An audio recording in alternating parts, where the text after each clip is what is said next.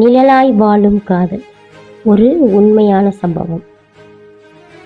மற்றொருத்தி அவள் வாழ்க்கைக்குள் வந்து விடுவாளோ என்றுதான் ஒவ்வொரு நாளும் பயந்தேன். என் அன்பை, என் இடத்தை, என் நேரத்தை இன்னொருத்தி திருடிக் கொள்வாளோ என்றுதான் நினைத்தபோது நெஞ்சம் பதறியது. ஆனால் காலத்தின் கோலம் எவ்வளவு கொடூரமானது என்பதை உணர எனக்கு வெகு நாட்கள் ஆகவில்லை. அந்த பயமே என்னை துரத்தி கொண்டிருக்க ஒரு கட்டத்தில் கண்ணாடியை பார்த்தபோதுதான் தெரிந்தது நானே அந்த இன்னொருத்தி என்று.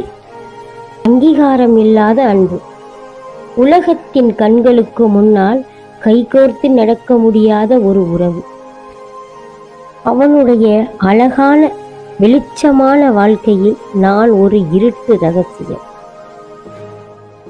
பகிர்ந்து கொள்ளப்பட்ட நேரம், அவன் எனக்கு தரும் சில மணி நேரங்கள் யாருக்கோ சொந்தமான நேரத்திலிருந்து திருடப்பட்டவை. அவள் சட்டபூர்வமானவள், சமுதாயத்தால் அங்கீகரிக்கப்பட்டவள். நான் மனதால் மட்டுமே பிணைக்கப்பட்டவள், ஆனால் எப்போதுமே ஒரு கூடுதல் நபராகவே கருதப்படுபவள்.